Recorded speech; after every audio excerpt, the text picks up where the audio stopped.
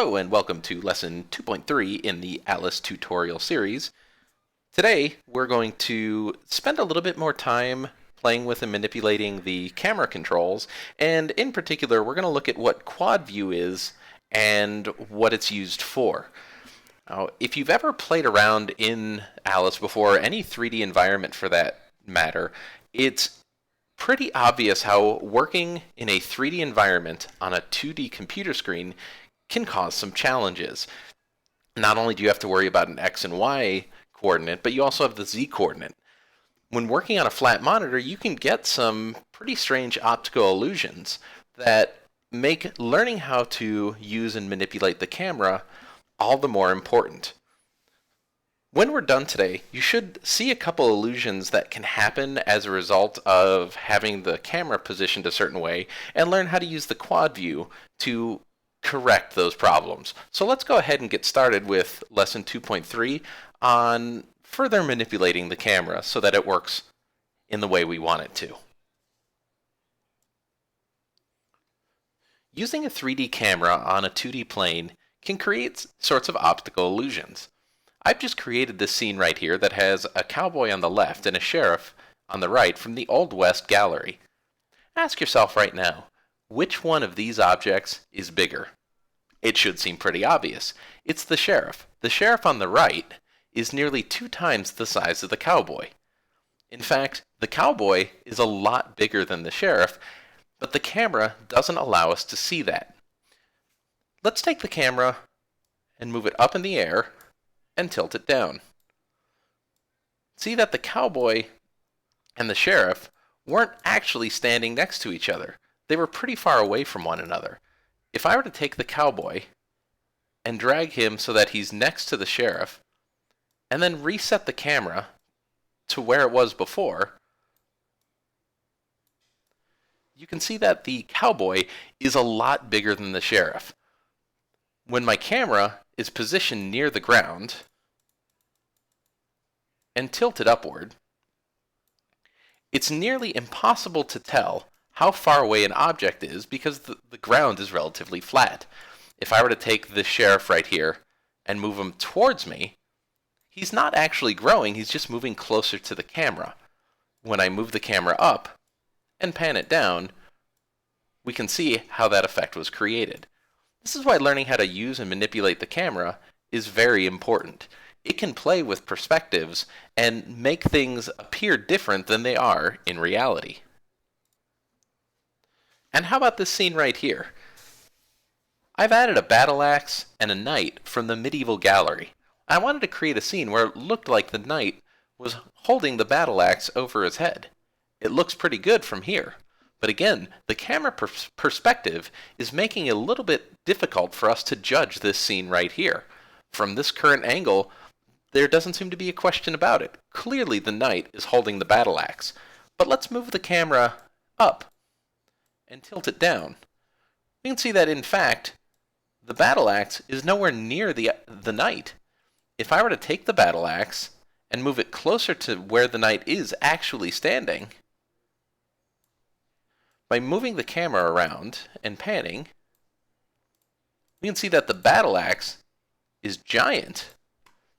Even though that's not perfect right there, see, the reality of this scene is that the battle axe is severely misshapen for the knight to be able to hold it. Making sure that the camera is positioned correctly and making sure that objects really are where you think they are is a key to making a good scene. In order to make sure that objects are where we think they are, we're going to end up using this button up here for quad view. Let me show you how it works. To get started using quad view, we're first going to need a scene. If you don't have a new scene open, click on File, New World, and we're going to use a grass world for this example. Next, I'm going to click the Add Objects button, and I've already got my medieval object selected. If your medieval objects aren't selected, in your local gallery, just scroll until you find Medieval, and click on that to open all the medieval themed objects. I want to add a castle to my world, so click on Castle, then click on Add Instance to World, and it will pop into view. The first thing that I notice about my castle is that the drawbridge is sort of hanging in the air. I don't like that, so I'm going to use the Move Objects Up and Down button, click on my castle, and scroll it down until my drawbridge is parallel with the grass beneath it. I also want to move the object so that it's facing me directly, and I want to pull it forward using the Move Objects Freely arrow so that I'm looking straight at my castle. My goal for this scene is to add a couple of these banners to the sides of the drawbridge to make the entrance a little bit more grand. I'm going to use the quad view to make sure that they're positioned correctly and that I'm not seeing an optical illusion. Let's go ahead and add a banner now. Click on the banner and click Add Instance to World. Alternatively, you can take the banner object, drag it, and have a better control over where it appears in the world. Since I don't want two banners, I'm just going to delete the second banner. Now normally if I were to try and position this banner, I would simply move it around the screen, move it up and down, and change the orientation until it looked pretty good to me. There we go. Looks like that banner is sitting atop the drawbridge. But of course, when I move my camera, I can see that's not the case at all.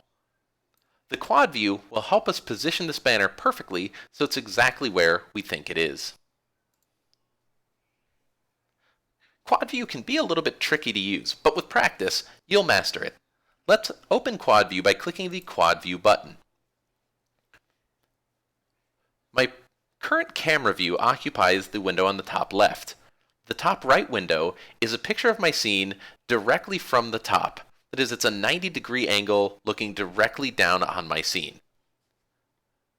From the right is my scene as seen from a camera 90 degrees to the right, and from the front is a camera that's 90 degrees to the front. What makes these windows unique is I can't move the camera. I can never orient the camera so that it's anything other than from the top, from the front, or from the right. To demonstrate this, I can move my camera around in the top left view. It's not having any impact at all on the other three views. Two new buttons appear when you're in the quad view: the Scroll View button and the Zoom In and Out button. To move your view inside of the quad view, you're going to want to use this hand tool. So I'm going to take my Scroll View button and drag each of these scenes so that the castle is roughly centered. One trick that you can use if the objects aren't immediately viewable to find them is to use this Scroll In and Out button. Using the window, I can hold my left mouse button, push the mouse up to zoom out, and down to zoom in. If objects are a little bit difficult to find, try zooming out until you find them, using the hand tool, and then zooming in again. As I move this camera around, it's not impacting my camera view at all. Think of this as 4 separate cameras, all displaying at the same time, all independent of one another. While moving the object, for example, grabbing the castle here and dragging it around the screen, will cause all 4 cameras to move at the same time. As I move the camera right and left, from the front shows it moving right and left. However, from the right, it doesn't appear to be moving at all. That's because all it's doing is moving closer and further away from the camera. Likewise, if I were to move this up and down, I could see from the right my camera view and from the top moving quite a bit. But since I'm moving the castle up and down, it's only moving further away and closer from the front, so it doesn't appear to have as great a movement. Having 4 cameras at the same time can be very helpful. Our goal is to get this banner placed perfectly atop the right-hand side of the drawbridge. The best way to start is to select the banner in your camera view. Then start moving it towards the castle until you can see it both from the camera view and from the top. You might be surprised how far away this banner is from the castle we're looking at in the background. Using my Move Objects Freely arrow, I'm going to start pushing the banner backwards until I can see it both from the top and in camera view. And I can see it now from the top, but it's this little yellow dot. In order to help move this banner a little bit better, I'm going to zoom in my from the top view. Then I'm going to use my scroll hand to get a better view of what's going on.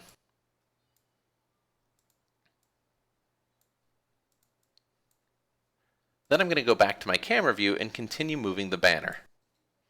You might find it easier, as the objects get closer, to start dragging the object in the from the top view instead of from the camera view.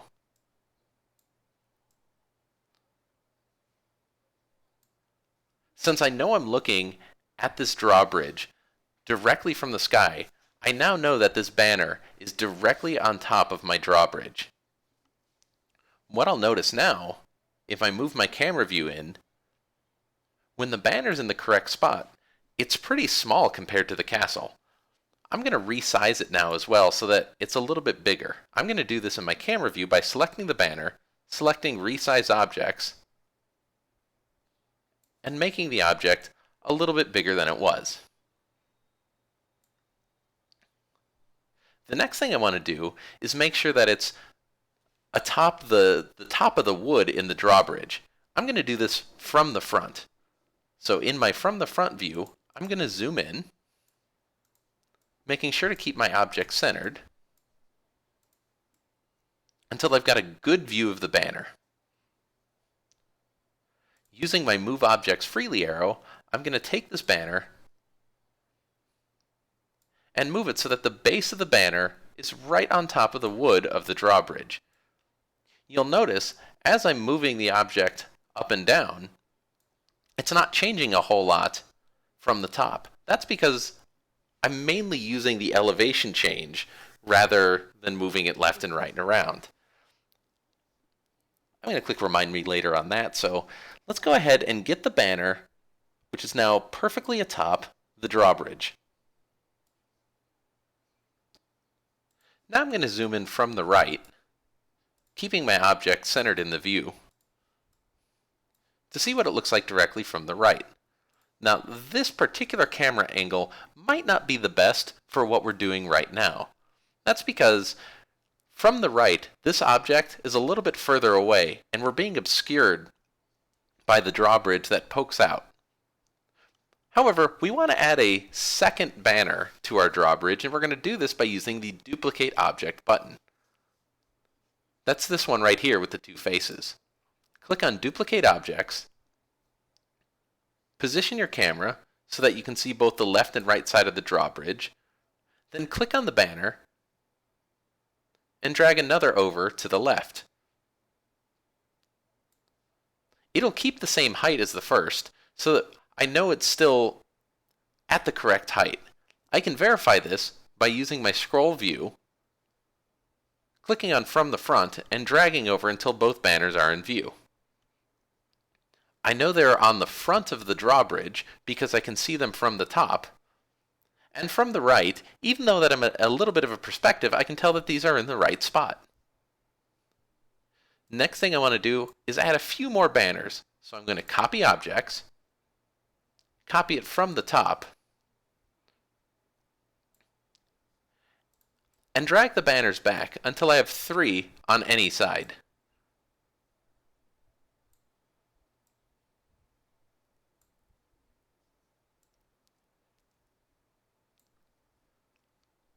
Now that I'm done, I'm going to go back to single view,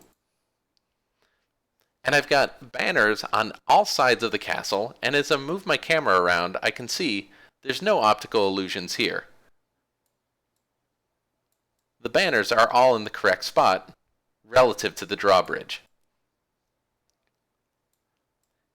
It makes it a little bit easier when you use the quad view if you can make sure that from the top, from the right, from the left, and in your camera view, the object is correctly placed. Remember our knight and the battle axe? Let's use the quad view to make sure that the knight really is holding the battle axe and it's not just an optical illusion. I'm going to back my camera out a little bit because I want the knight standing in front of the castle. Next, I'm going to take the knight object and drag him out until he's standing in front of the castle. I'm going to resize him just a little bit. Now using effect subparts, I want to take his left hand and raise it a little bit. So I'm going to click effect subparts, rotate forward and backwards, select the arm, and make sure you're not selecting the elbow or the hand. Make sure you're selecting the whole right arm. It will be highlighted in purple here in the object window. Move the object up just a little bit. Now with his hand positioned correctly, I'm going to add a battle axe to the scene.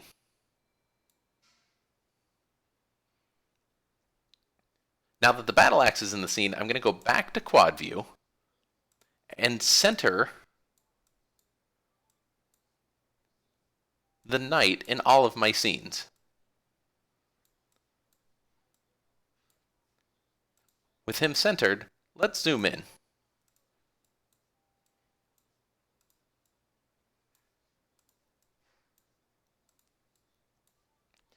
Now in order to make sure that the battle axe is in the knight's hand, I want to make sure first that the axe is centered from the top. So from the top, I'm going to grab the battle axe and move it directly to the hand of the knight. That looks about right. Next, I'm going to take the Move Objects Freely arrow, and either from the front or from the right, I'm going to move it to the correct elevation. I can tell now that the knight really is holding the axe. From the right it's in its hand, from the front it's in his hand, and from the top it's in its hand.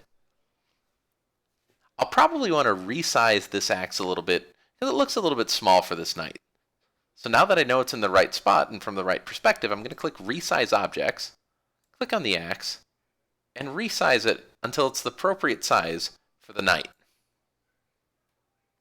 That looks about right. Now that I have the knight properly holding the battle axe, I'm going to click Done. Finally, I want to position my camera so that my scene is complete. Move it closer to the ground, move it closer to the knight, and pan it up a little bit. And there you have it. We're using the quad view to make sure that these optical illusions aren't impacting our scene. We now have banners on the drawbridge, and we have a knight holding a battle axe, and it was made a little bit easier by using the quad view. Now let's see if you can use the quad view without following along. Go ahead and create a new world, and let's get ready for the Lesson 2.3 Challenge program.